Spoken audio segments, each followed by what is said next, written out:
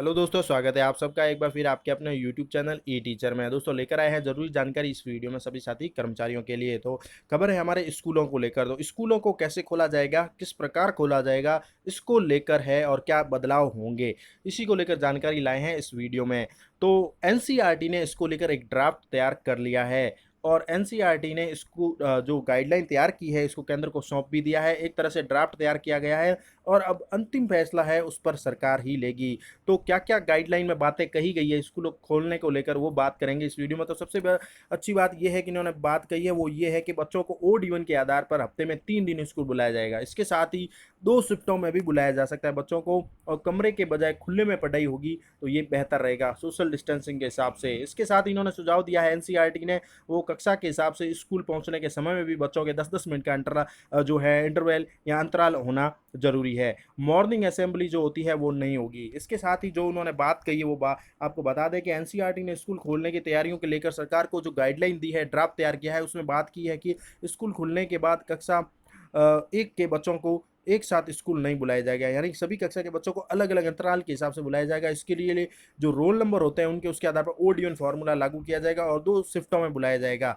2 शिफ्टों में कक्षाएँ लगाई जाएगी। स्कूल पहुंचने के समय में भी कक्षाओं के हिसाब से 10-10 मिनट का अंतराल होगा। यह भी कहा गया है कि सोशल डिस्टेंसिंग के हिसाब से कक्षाएँ खुले मैदान में लगाएँ तो और भी बेहतर होगा। इसके साथ ही इन्होंने बात कही है कि यह स्कूल जो है 6 चरणों में खोला जाए तो बेहतर रहेगा।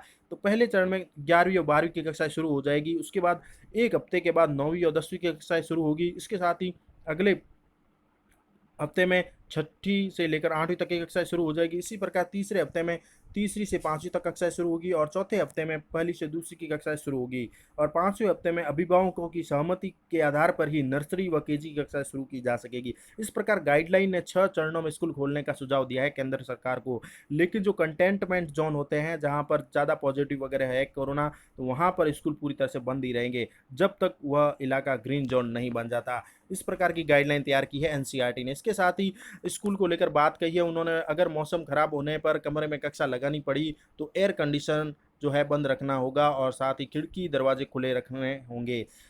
क्लास में बच्चों के बीच जो है दूरी है वह 6 फीट की दूरी होना ज़रूरी है। बच्चे कॉपी पेंसिल खाना है वह शेयर नहीं कर सकेंगे। हर बच्चे के लिए मास्क पहनना ज़रूरी होगा। छात्र कॉपी पेन पेंसिल इरेजर कोई भी प्रकार का शेयर नहीं कर पाएंगे। पानी लाएंगे लेकिन खाना शेयर नहीं करेंगे। जो छात्र स्कूल में सोशल डिस्टेंसिंग का ध्यान रखेंगे, अभिभावकों को उनको सचेत करना होगा, उनको बताना होगा। इसके अलावा अभिभावक फ्रंट लाइन पर ही है, इसको बताना होगा। जो अभिभावक चिकित्सा सुरक्षा व सफाई कामों से जुड़े हुए हैं उन्हें स्कूल को भी बताना होगा। शिक्षकों से वही मिल सकेंगे जो फ़ोन पर संपर्क नहीं कर सकते। इसके अलावा पेटीएम की बैठक वह नहीं होगी। हर 15 दिन में केवल प्रोग्रेस रिपोर्ट पर बात होगी।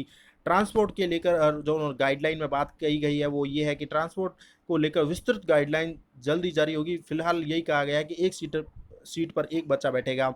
हॉस्टल है, 6-6 फीट की दूरी पर बेड लगाने होंगे। क्षमता के 33% छात्र हॉस्टल में रहेंगे। बेड 6-6 फीट की दूरी पर रहेंगे।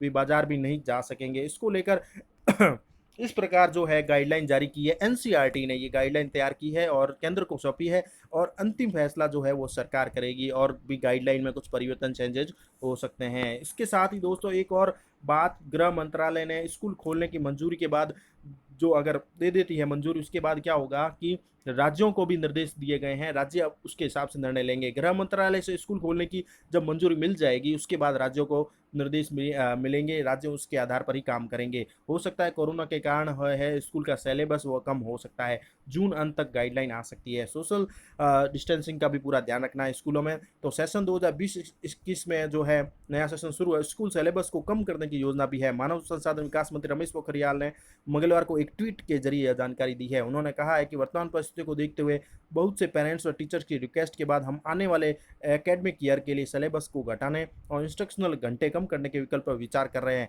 कोविड-19 के चलते लंबे समय से स्कूल बंद है। संसाधनों की कमी, बड़ी संख्या में छात्र ऑनलाइन क्लासेज अटेंड नहीं कर पा रहे हैं। ऐसे में लगातार सिलेबस कम करने की मांग उठ रही थी। बता दें, secretary of school education and literacy Anita Karwal the state education secretaries की मीटिंग लेने के बाद यह घोषणा की गई है। प्रदेश से शिक्षा सचिव मंजू राजपाल इस मीटिंग में शामिल हुई। उनके अनुसार स्कूल कब खुलेंगे यह फैसला गृह मंत्रालय को लेना है। कोरोना को लेकर हर राज्य की स्थिति अलग अलग है। स्कूल वहाँ कितने समय से बंद है इसी के अनुसार निर्णय होगा।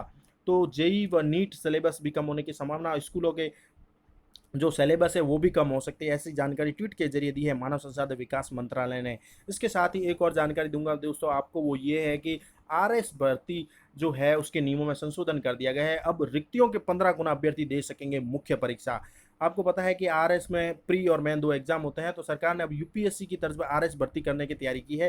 कार्मिक विभाग ने मंगलवार को भर्ती के नए नियमों में संशोधन की अधिसूचना जारी कर दी है, जिसमें नियम इस प्रकार है कि विभाग आरएस भर्ती में प्री परीक्षा के बाद मुख्य परीक्षा के लिए कैटेगरी वाइज 15 गुना अभ्यर्थियों को बुलाने के नियम में संशोधन कर दिया है। पहले कैटेगरी वाइज 15 गुना अभ्यर्थियों को बुलाने का नियम है। अब अनुमानित रिक्तियां, जितनी रिक्तियां हैं वैकेंसी, उसके 15 गुना अभ्यर्थियों को मुख्य परीक्षा के लिए बुलाया जाएगा। अभी तक कैटेगरी वाइज ही रिक्तियों के 15 गुना अभ्यर्थियों को मुख्य परीक्षा के लिए बुलाया जाता था। इससे कई बार क्या होता था, आरक्षित वर्ग की कट ऑफ सामान्य से ऊपर चली जाती थी और मामला कोर्ट में फंस जाता था।